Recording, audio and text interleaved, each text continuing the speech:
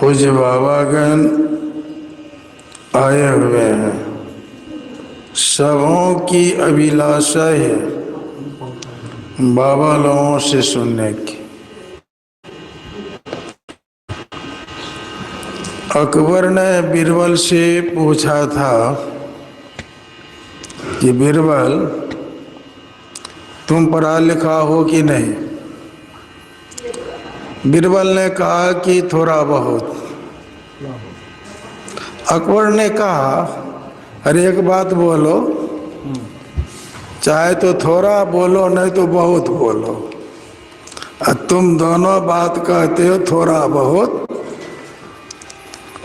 तो बीरबल ने कहा, देखिए, जहाँ पर कम पढ़े लिखे लोग होते हैं, कम जानकार लोग होते हैं, तो वहाँ तो मैं बहुत कहलाता हूँ, बहुत बोल लेता हूँ। लेकिन जहाँ पढ़े लिखे लोग होते हैं, विद्वान लोग होते हैं, वहाँ मैं बहुत कम हो जाता हूँ।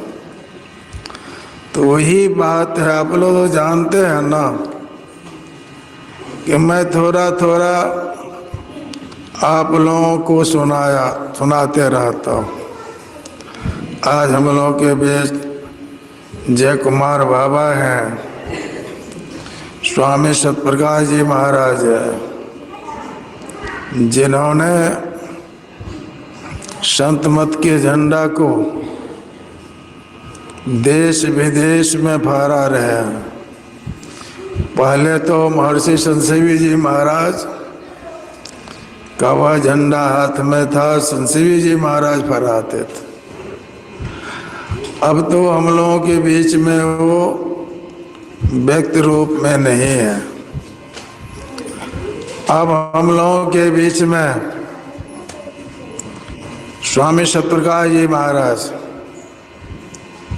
विद्वान तो है, भौतिक जगत के भी विद्वान हैं और आध्यात्मिक जगत के भी प्रकांड विद्वान हैं।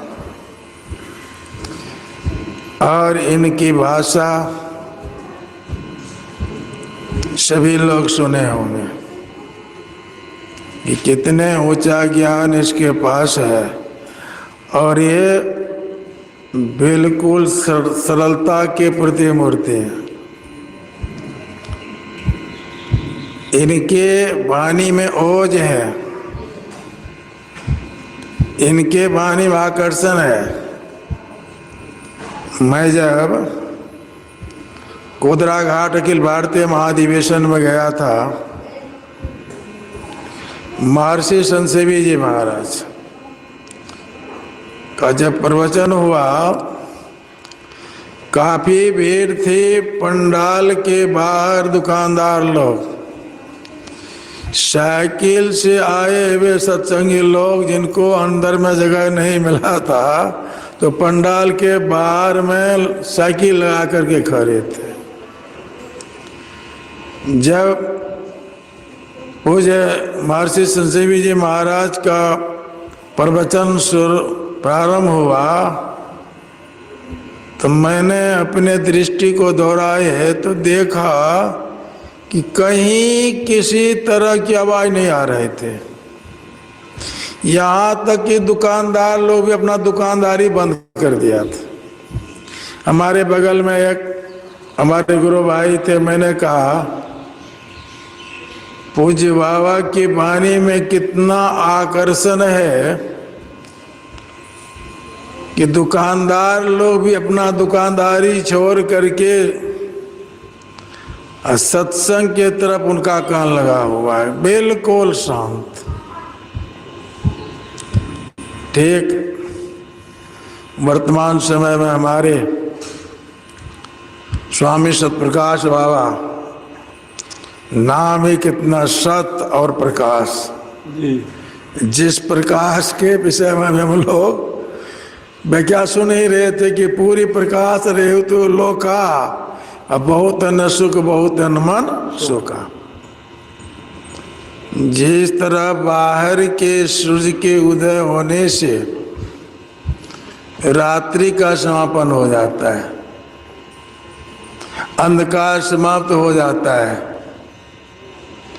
उसी तरह काकभूषण जी महाराज कहते हैं गरुड़ जी से कि हे गरुड़ जी, राम प्रताप रूपी सूर्य के उदय होने से प्रथम अविद्या निशानसाने, अविद्या रूपी अज्ञानता जो है उसका समापन हो जाता है। बाहर में सूर्य उदय होता है, अंधकार रहता है। उसी तरह काकभूषण जी जिस सूर्य के बारे में बता रहे हैं, सदगुरु महाराज ने उस सूर्य के बारे में विरत व्याख्या की है। पदावली के कई पद आप सुनेंगे। आओ भाई ब्रह्म ज्योति पार करू हो, कमल सहस दल ज्योति करे झालमाल, त्रिकुटी में सूर्य उदय। वह सूर्य कहाँ उदय लेता है? तो त्रिकुटी में। जिसके अंतःकरण में त्रिकुटी में सूर्य उदय हो जाता है, सूर्य का दर्शन कर लेता है, वैसे साधक की दृष्टि कैसी होती है? वो तीनों लोकों को देखता है।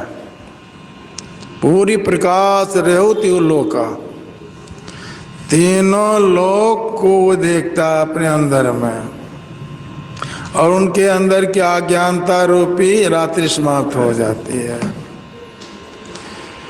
आग उलोक जहाँ तहाँ लुकाना, उल्लूक कहते हैं उल्लू पक्षी को।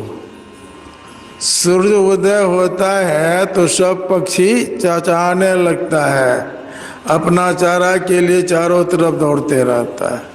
लेकिन एक पक्षी है जिसका नाम है उल्लू, सूर्य के प्रकाश में उसको दिखाई नहीं देता है, अंधकार में ही उनको सूझता है। आप सूर्य के प्रकाश में उनको नहीं सूझता है।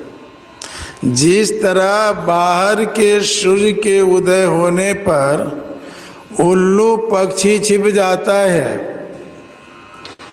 उसी तरह हम लोगों के अंतःकरण में जो जन्म जन्मांतर का पाप रूपी उल्लू अग है, जिस साधक के अंदर में वह शुद्ध प्रकट हो जाता है, वो साधक जो है बिल्कुल निष्पाप हो जाते, पाप रहित हो जाते हैं।